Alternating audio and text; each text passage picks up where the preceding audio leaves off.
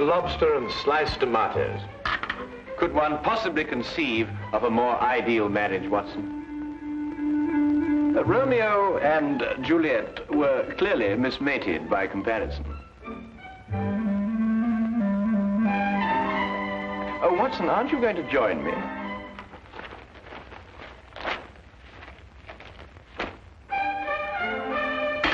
Oh, now, surely, Watson, you can't bear a grudge against me forever. For something so trivial? Trivial?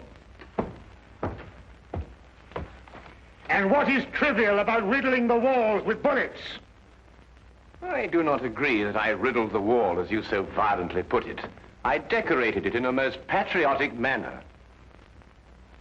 Holmes, I have permitted and suffered many liberties in this flat. First you make those evil-smelling gases. Then you shatter my nerves with those ridiculous disguises. But you, even you, have never covered your activities under the banner of patriotism. Yes, but VR are the Queen's initials. I was only celebrating Her Majesty's birthday. Celebrating Her Majesty? Still, that's no excuse. Well, perhaps I was a little overzealous, but you can't very well blame a man for that. Nevertheless... All right, Watson, I solemnly promise never to do it again. Oh. Well. And lobster and tomato for breakfast. You ever heard of that? I must say, it looks jolly good, huh? Do you really mean to say you're going to join me? Yes, please. Oh, come on then.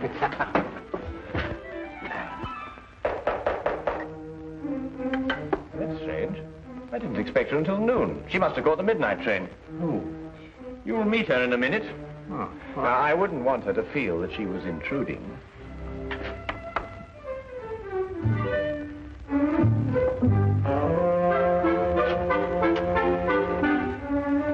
Mr. Holmes? Yes, Miss Millicent Channing? Yes. I wrote you that I'd be here at noon, but I didn't want to lose any time. I took the midnight train. I understand. Won't you come in?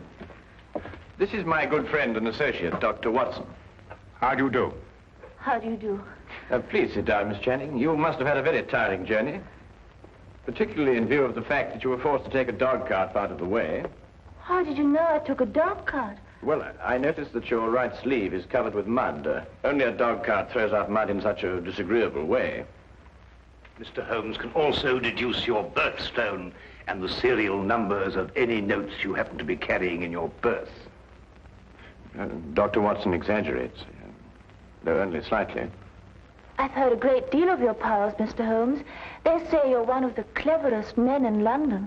They're very kind. You said in your letter that your fiancé has disappeared. I'm afraid that something terrible has happened to him. Why, Miss Channing? It's all so muddled, so confused. Several days ago, I was expecting him for dinner. He didn't arrive. I was worried, and I went to his lodgings.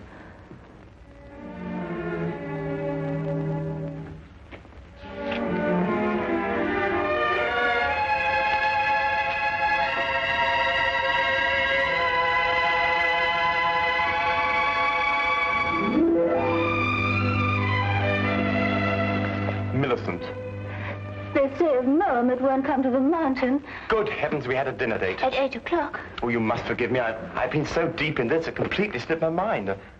Millicent, how would you like to marry a full professor of English history at London University? I'd much rather marry you, John. I mean me. Well, are you serious? You still have 3 years before you can become a professor. It can happen in a month. Next week, perhaps. But how? Well, you know this research work I've been doing on 14th century English history? Yes?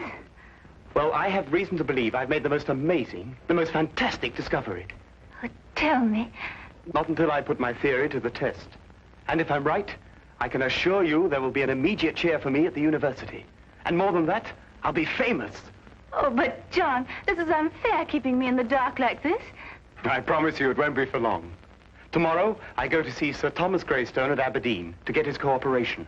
He won't refuse because my success will bring him fame also. John, you simply must tell me what... Not another word tonight. I'll tell you everything when I come back the day after tomorrow. Remember, good things come to those who wait. But he didn't come back.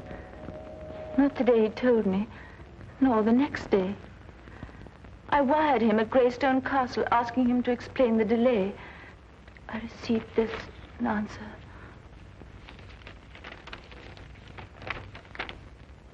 John Cartwright, unknown here. Signed, Greystone. I didn't know what to make of it, Mr. Holmes. Finally, I decided to go up to Aberdeen and talk to Sir Thomas Greystone himself. He must have been mistaken.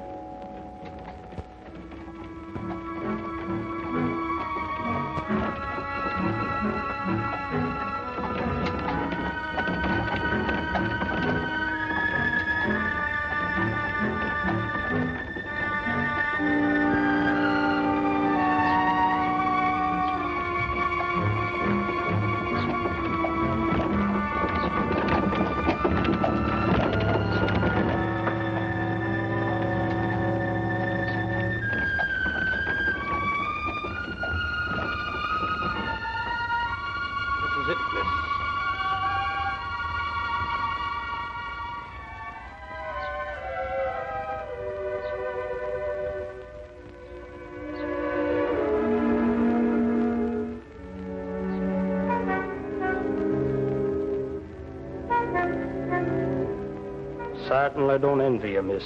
Why? Is something wrong? Let's say something isn't right. Ever since the Greystones came upon hard times, they become a strange, mysterious pair. Hardly anyone ever comes to see them, and those that do don't waste any time there. If I were you, miss, I'd wait until it's light before I went up. I don't have the time to spare. I'm sure I'll be all right. Suit yourself, miss. Get out.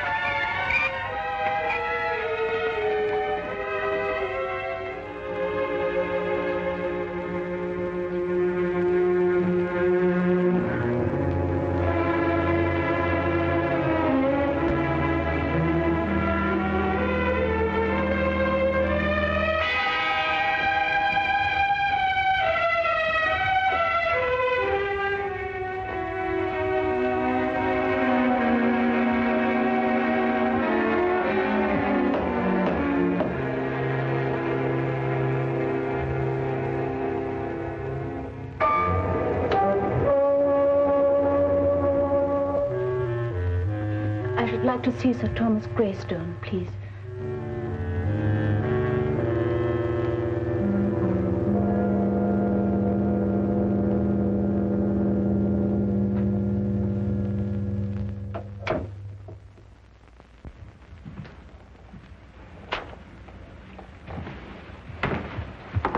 My name is Miss Channing.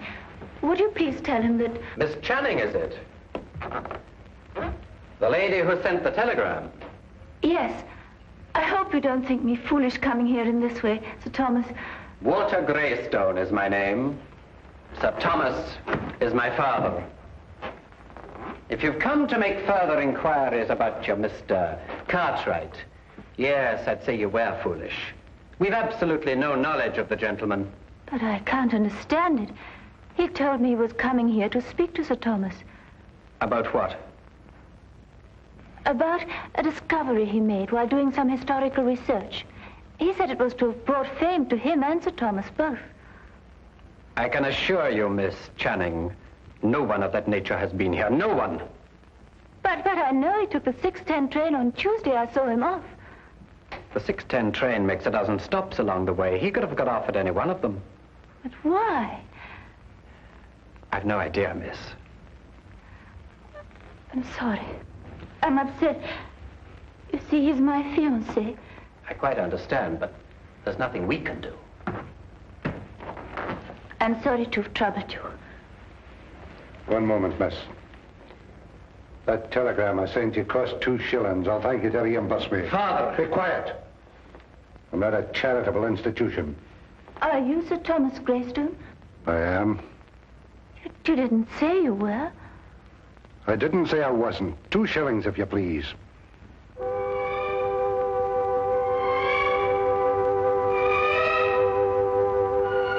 you. Good night, to Miss Channing.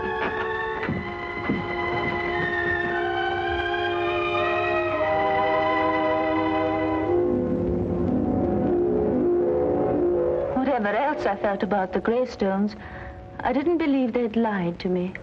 Why should they deny they'd seen John? However, as I made my way through the garden, I found this timetable in the bushes.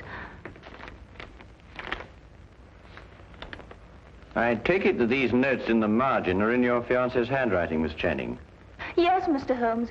They lied. He was there. And for some reason, they're trying to deny it.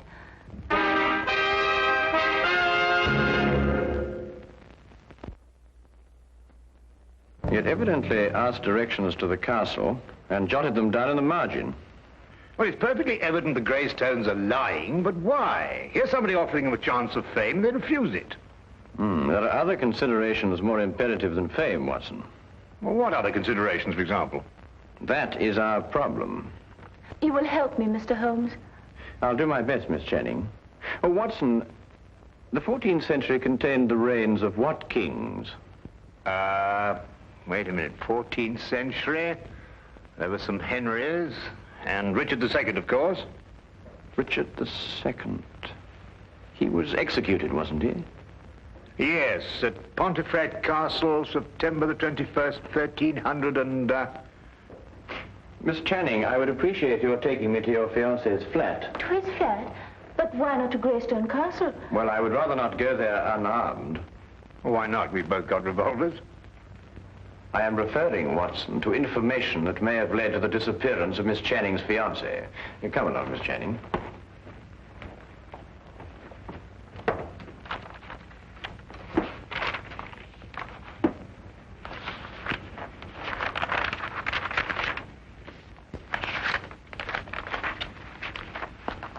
Well, I can't find anything there. Perhaps you'd have a look, Watson. Oh, thank you, Miss Channing. Thank you.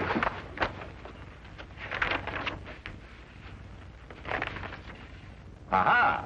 So this is what Cartwright found so exciting. What is it, Holmes? Well, he certainly deserves his professorship if he understood this. Listen.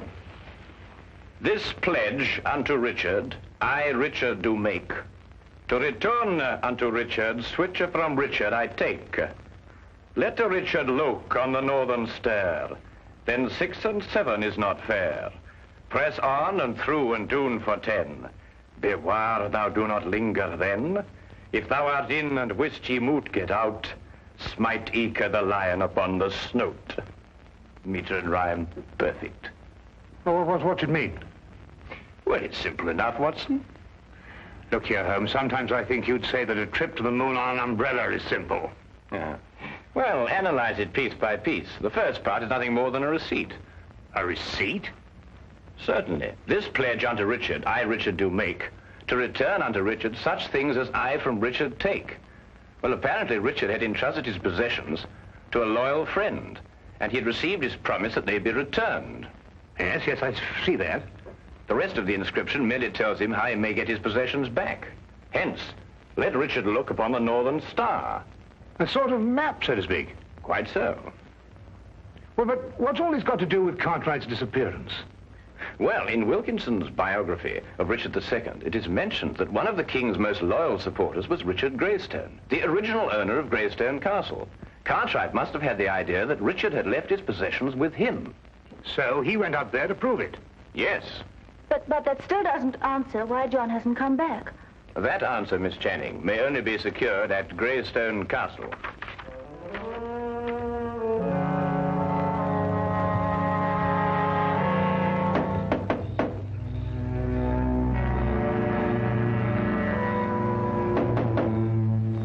That's strange. There appears to be no one here.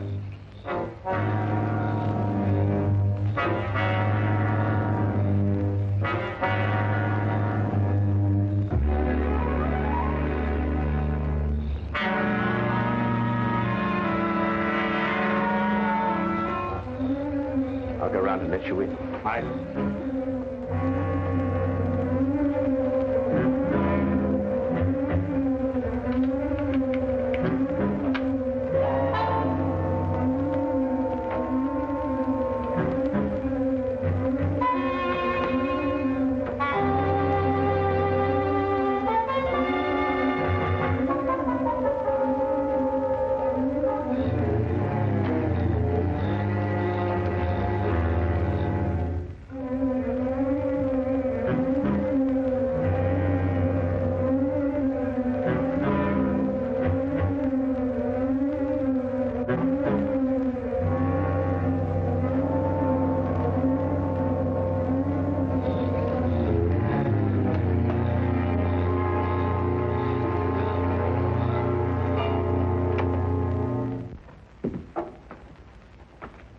Come along and keep close behind me.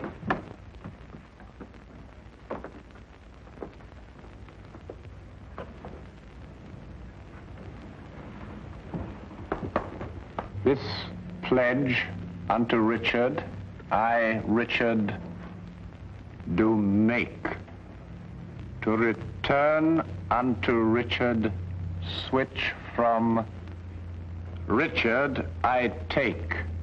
The lower half appears to have been destroyed by fire. Then there's every chance that King Richard's possessions may not yet have been found. No, they haven't. So you brought help, Miss Channing. Where is he? What have you done with him? He's in safekeeping, in the tower. Since you're here, perhaps you can persuade Mr. Cartwright to tell us the secret of the Greystone inscription. We shall do nothing of the sort. He's got some idea of returning Richard's possessions to the Queen for a birthday present. They're worth a fortune, and are rightfully mine. They rightfully belong to the crown. We won't argue rights and wrongs. Weigh this well. If you can't persuade Mr. Cartwright to talk, then not one of you will leave this room alive. In that case, I will not hang my fate on another man's decision. I'll lead you to King Richard's possessions myself. Holmes! Why be killed over a museum piece, Watson? Let's re-examine the pledge. This pledge unto Richard, I, Richard, do make, to return unto Richard the such as from Richard I take. We can understand that much without your help. Go on. The meaning is perfectly clear. Whatever treasure may be hidden here belongs to the royal family and to nobody else. Let Richard look on the northern star. Well, that gives us the direction. Does it? One can look at the North Star from any point in this hemisphere. Your ancestor knew that. He said, let Richard look. And he meant this Richard. In other words, the direction may be found by facing north from this very spot. I am now facing due north. Then 6 and 7 is not far. What does that mean? Merely to pace off 13 steps. 1, 2, 3, 4, 5, 6, 7, 8, 9, 10, 11, 12, 13. Press on and through and down for 10. Press...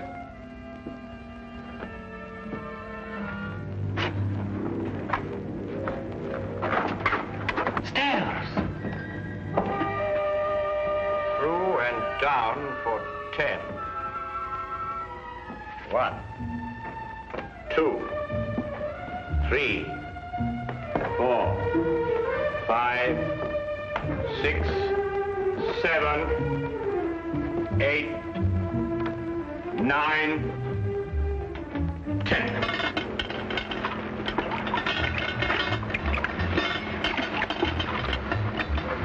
Here it is.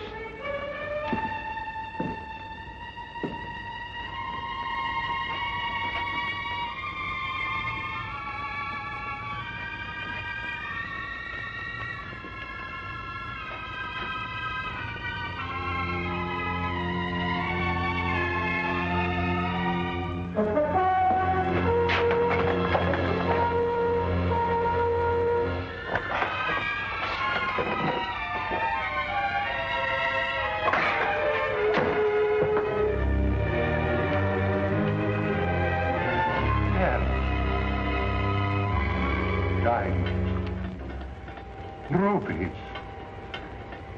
Pearls, at last.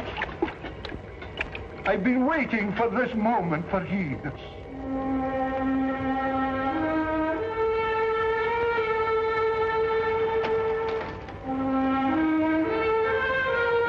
Diamonds.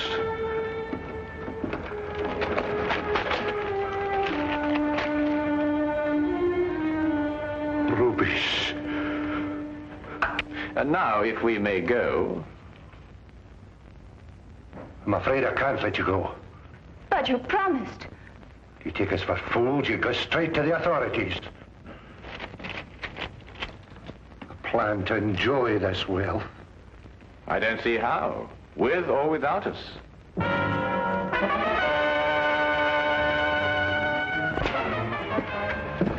It seems your ancestors arranged for intruders. You knew this? I suspected.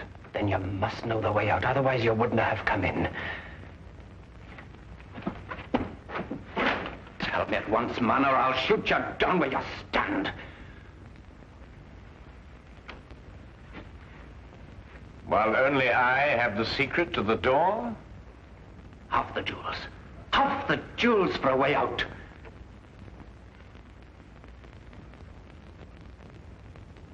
All of them. Show us how to get out, and we'll let you take them all. No.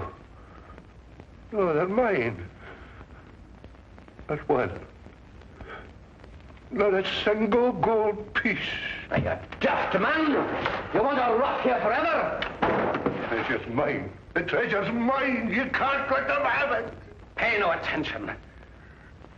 Give me the gun. You can have the treasure. Just the gun, please. The last two lines of the inscription read, as I recall, if you're in and can't get out, strike the lion upon the snout.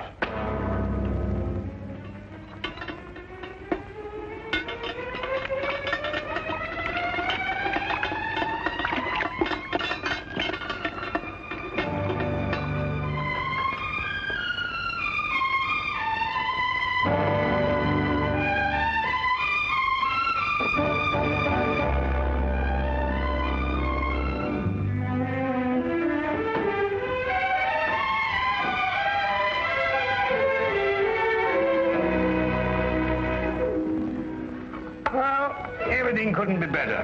The Greystones are in prison, the Cartwrights are together again, and you and I are feasting on cold lobster and tomatoes.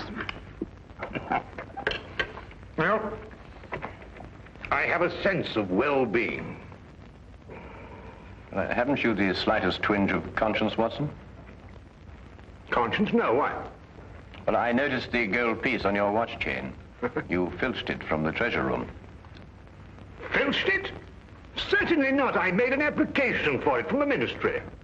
Oh, did you? Oh, that was very enterprising of you, Watson. Yes. Why don't you do the same thing, Holmes? After all, don't you want a souvenir?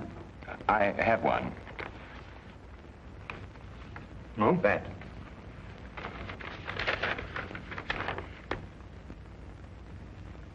But Holmes, a personal letter of thanks from Her Majesty.